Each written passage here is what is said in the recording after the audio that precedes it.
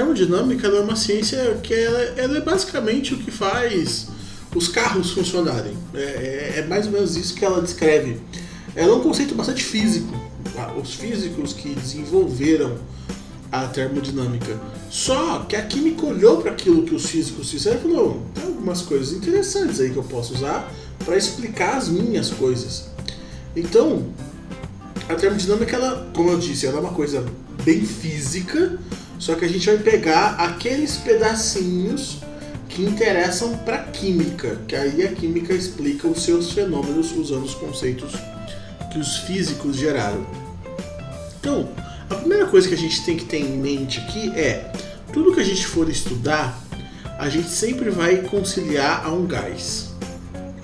Então vamos relembrar que um gás ele é descrito por três coisas, três propriedades do gás dizem como ele está, dizem o estado em que ele se encontra, que é a pressão, que a gente vai usar aqui uma letrinha P para identificar, a temperatura, a gente vai usar a letrinha T, e o volume. Sempre a gente vai usar essas três para a gente descrever o que está acontecendo. E o gás aqui também, é sempre bom a gente lembrar que a gente vai considerar um gás ideal, ou seja, um gás que ele é basicamente teórico, ele não existe na realidade, a não ser quando tem pressões extremamente baixas, aí a gente pode considerar o gás como muito próximo ao ideal, mas ele é o cara que, por mais que não seja real, ele é o cara que nos fornece um modelo para poder entender o que está acontecendo com ele, que a gente já faz ajustes para encaixar no gás real, porque o gás real é extremamente complicado de se trabalhar, envolve muitos conceitos matemáticos avançados e complexos, por isso que a gente prefere o ideal, que ele é mais simples e muito mais fácil de eu trabalhar, muito menos coisas para eu me preocupar. Então tá. Então o gás ideal, ele sempre vamos usar pressão, temperatura e volume para descrever o que está acontecendo com ele. Ele é um gás que ele vai ter sua característica principal de ser, a gente vai considerá-lo como um gás ideal. Sendo ele então um gás ideal, surge aqui uma premissa, que é o seguinte: existe uma relação matemática que envolve a pressão, a temperatura e o volume, que vai ser fundamental para a gente entender as coisas que a gente vai dizer aqui, que é o seguinte, que a pressão, o volume e a temperatura, elas se relacionam de forma que elas sempre geram uma constante.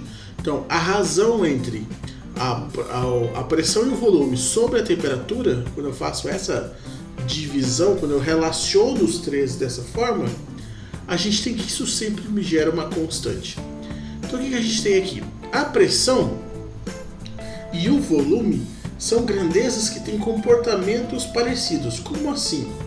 Se eu aumento o volume, eu automaticamente aumento a pressão. É só pensar numa bexiga.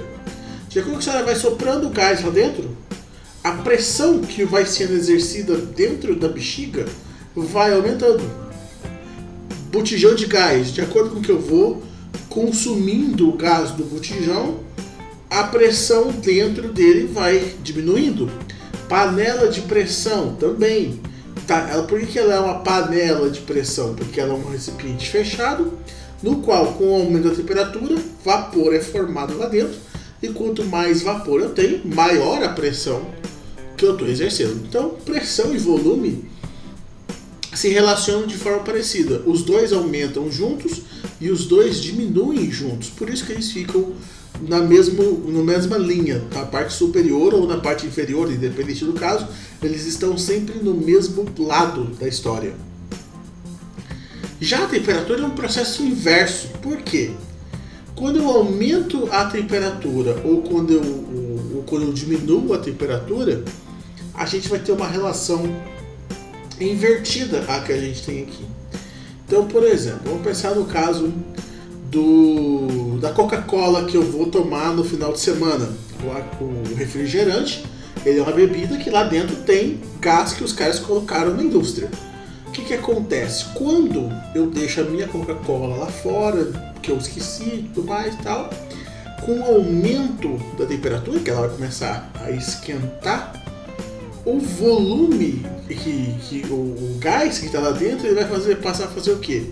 Ele vai passar a se expandir, ele vai passar a querer se espalhar para mais longe, ou seja, ele vai ocupar um volume maior e isso vai fazer com que o gás do meu refrigerante vá embora.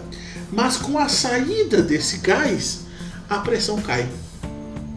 Então, a gente até pode perceber que quando eu pego aquele refrigerante bem gelado, que eu dou uma pequena agitadinha nele, a pressão ela vai lá em cima.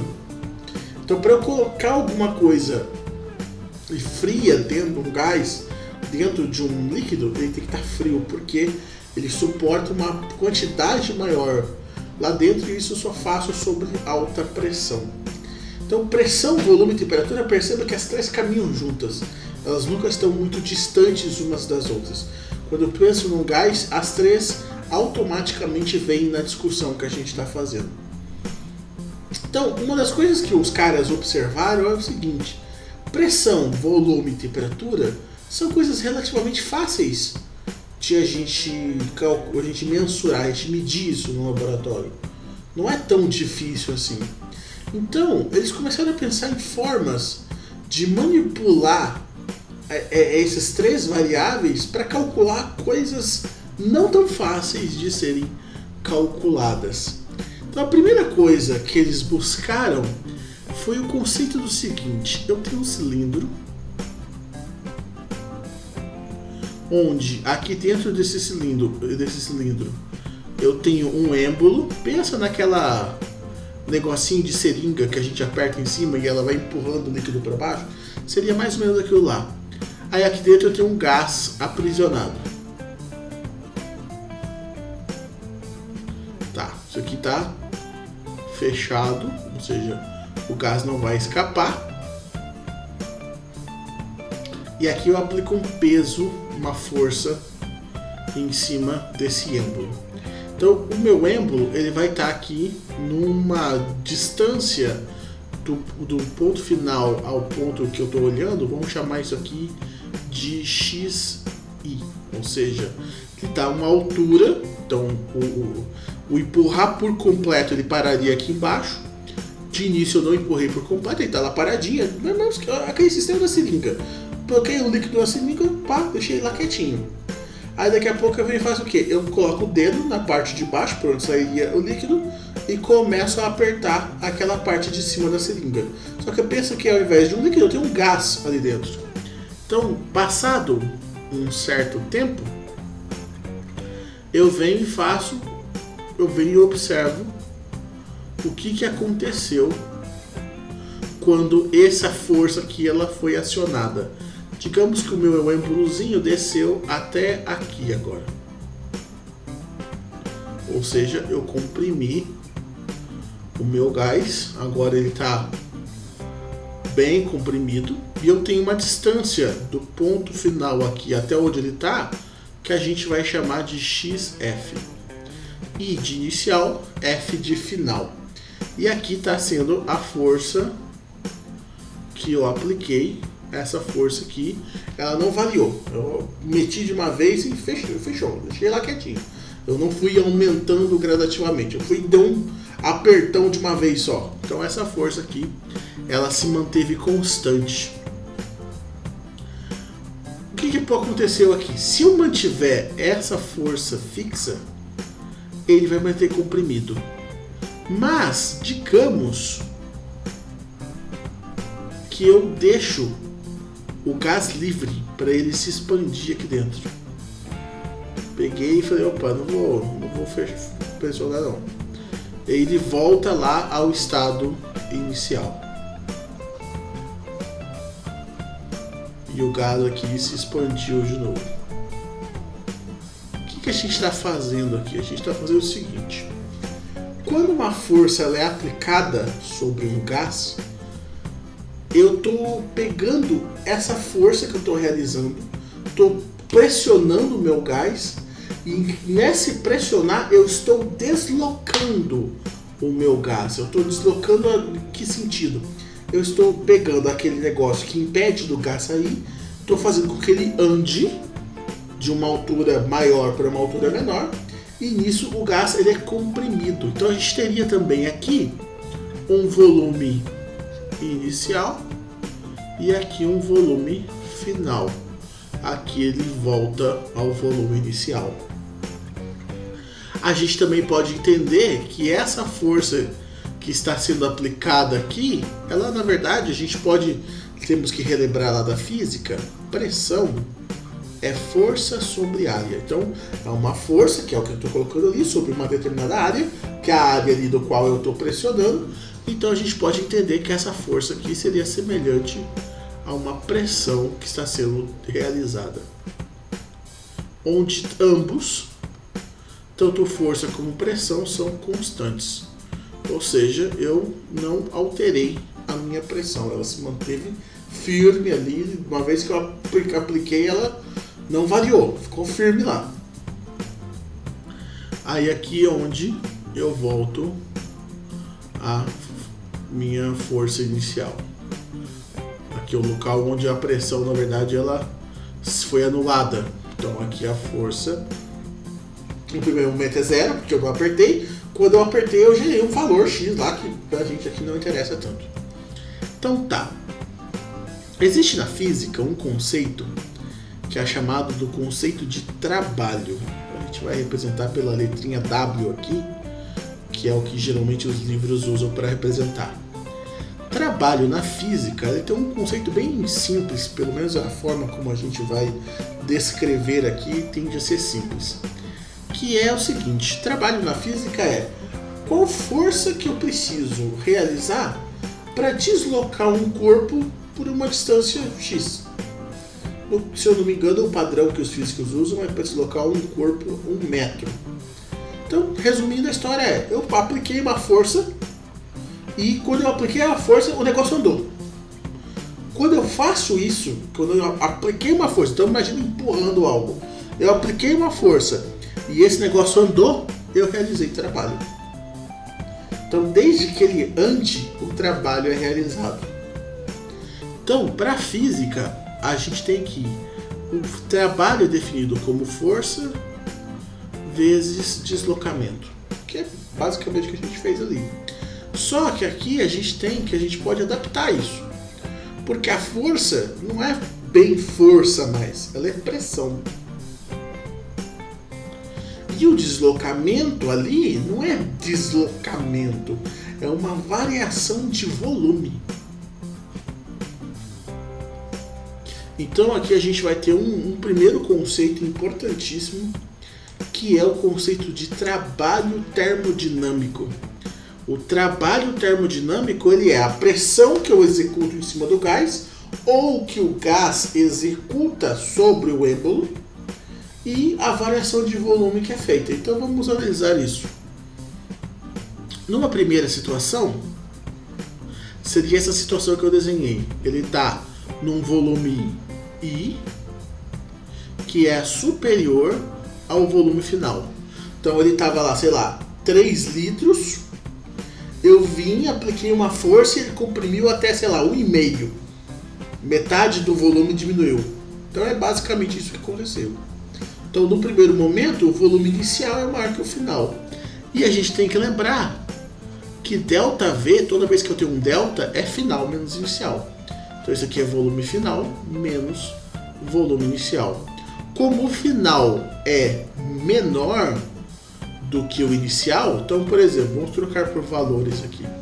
Digamos que aqui fosse 2 e aqui fosse 4, só para facilitar a nossa compreensão aqui. Então, esse ΔV aqui, por exemplo, nesse caso, ia dar menos 2. Logo, quando eu tenho um trabalho como esse, que eu estou aplicando uma força sobre o gás, eu estou fazendo uma pressão sobre o gás, que eu estou comprimindo o meu gás, como o volume final ele fica inferior ao volume inicial, a gente tem que... E a pressão aqui, pressão ela é sempre positiva. Então a pressão aqui ela vai ser pressão vezes variação de volume. A variação de volume deu negativo. Um valor positivo com um valor negativo vai dar um trabalho negativo. Então, num primeiro momento, a gente vai ter que, quando eu estou contraindo o meu gás, o trabalho ele é negativo.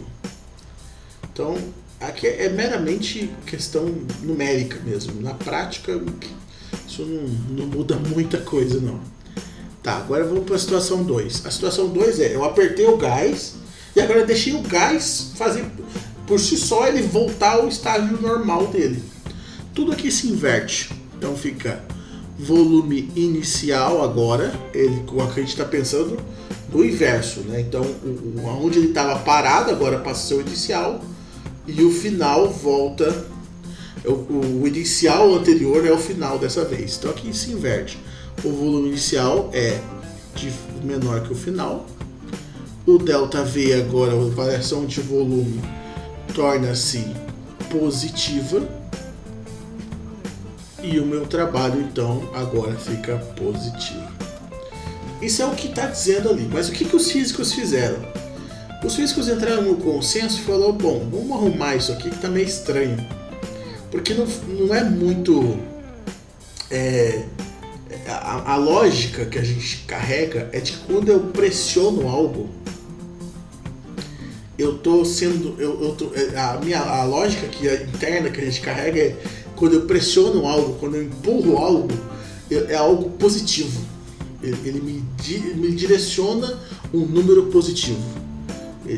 Se eu fosse perguntar para alguém, olha, eu empurrei algo, você me diz que isso aqui me gera um número positivo ou um número negativo? A tendência das pessoas é falar que o número é positivo. Então os físicos fizeram um ajustezinho aqui para não dar problema. Como esses valores de sinais aqui deram não tão agradáveis, então um gás ideal ele realiza um trabalho, como nós vimos, que é menos P ΔV. Então esse sinal negativo aqui é só para esses sinais aqui ficarem mais agradáveis, mas toda a lógica se mantém. Então um trabalho de expansão é um trabalho desse tipo aqui, menos P, variação de volume. Bom, o que é interessante aqui pra gente?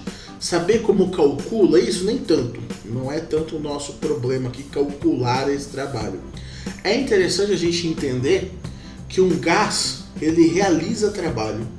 O que é realizar trabalho? Ele consegue se expandir e ser contraído de forma que ele consiga mover as moléculas de um ponto ao outro perante uma pressão que ele está exercendo, ou uma pressão que estão realizando sobre ele.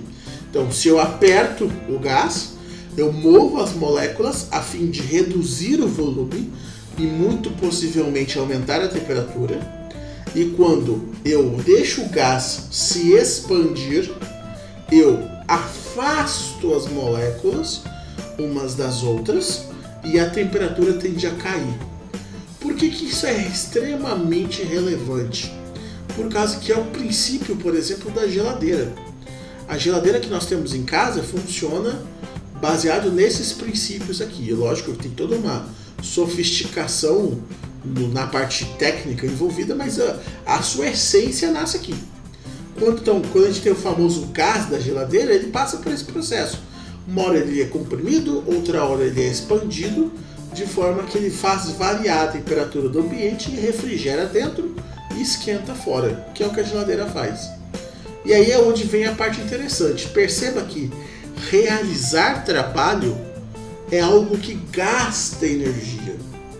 E o gastar energia aqui é um outro ponto extremamente interessante que a gente vai discutir. Então, um outro ponto que a gente tem aqui é o seguinte: o conceito da energia interna, que por algum motivo é usada a letra U. E eu já procurei e nunca entendi o porquê que eles escolheram a letra U. Mas enfim. O que é uma energia interna? A energia interna, pensando no átomo, é a energia que faz os elétrons girarem ao redor do núcleo, é a energia que faz o núcleo se manter estável com os prótons e os nêutrons, é a energia que faz o átomo existir. Não só ele das suas partes internas, mas ele também, como dentro de uma molécula, ele poder vibrar, ele poder rotacionar, ele fazer movimentos que as moléculas fazem. Essa energia que é usada para esses tipos, para esses fins, a gente dá o nome de energia interna. Então, a energia interna, que a gente chama de U, ela pode ser usada para dois fins. Parte da minha energia interna é usada para realizar trabalho, como a gente acabou de ver. Essa energia que esses átomos e essas moléculas têm, que quando eu comprimo eles voltam, fazem força contrária ao que eu estou realizando em cima deles, é parte da energia interna que cada um desses átomos e moléculas possui, que está realizando um trabalho contrário ao que eu estou realizando. Então, parte da energia interna ele pode utilizar para fazer isso. A outra parte da energia interna é convertida em calor, que a gente vai usar a letra Q para representar. Que novamente, como eu disse, quando eu comprimo alguma coisa, a temperatura altera. Ou seja, parte da energia foi usada para realizar trabalho, ele está ali resistindo ao meu movimento, e parte dessa energia virou calor, tanto é que a temperatura foi alterada. Então, a energia interna é isso. Parte dela vira calor e parte dela vira trabalho e parte dela vira calor. Então, isso é um parâmetro termodinâmico extremamente importante de a gente levar em conta. Então, toda vez que a gente fala de energia interna, é esse conceito. Então, se algum dia, em algum momento, for questionado a tal da energia interna, já sabe. É para isso aí que esse dito cujo desse trem ele serve. Então, energia interna é igual a calor e trabalho. Parte vira calor, parte vira trabalho. Existe um outro parâmetro termodinâmico. Quando eu chamo de parâmetro termodinâmico, é basicamente o seguinte: os físicos eles chegaram a essas conclusões por meio de deduções matemáticas, experimentos, uma série de coisas, e eles chegaram à conclusão de que, olha, tem um negócio aqui que é interessante, que dá para a gente usar como ferramenta para entender as coisas. A outra ferramenta que eles observaram é uma ferramenta que essa aqui é bem famosa, que é chamada de entalpia, representado pela letra H, em homenagem ao Hess, que é o cientista que estudou isso. A entalpia, ela é o quê? Ela é a energia interna mais PV. E aqui é onde começa a ficar realmente interessante. Então, a entalpia é igual à energia interna mais PV. O que significa isso? Porque esse é um dos problemas que a gente tem quando a gente começa a estudar essa parte que envolve mais matemática, que muitas vezes o cara está tão preocupado em te mostrar uma fórmula, uma dedução matemática, mas não te explica o que aquilo significa como fenômeno. Números, letras, para mim não diz nada. Eu preciso saber qual que é a importância disso, o que isso significa na prática.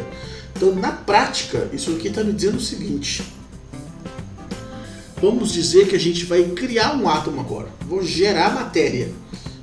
Gerei matéria. A primeira coisa que eu vou ter que ter é o quê? Para gerar matéria, eu vou gerar um átomo. Então, está aqui o núcleo dele. E eu vou ter pelo menos um elétron girando aqui em volta. Então, imaginar o átomo de hidrogênio. Mesmo o átomo de hidrogênio sendo o mais simples de todos, ele precisa de um elétron e um próton. É o mínimo necessário para esse cara existir. Se ele tem um elétron e ele tem um próton, para isso aqui existir, como a gente viu, eu preciso de energia interna. Então eu preciso de uma energia destinada a fazer esse cara existir, que é a energia necessária para que o elétron fique girando, para que o núcleo fique estável, para que o elétron não seja atraído pelo núcleo e que para a molécula de hidrogênio ela possa vibrar, ela possa rotacionar, ela possa fazer uma série de coisas. Então tá ali. Ela precisa dessa energia interna. Outra coisa, um átomo de hidrogênio, ele ocupa espaço.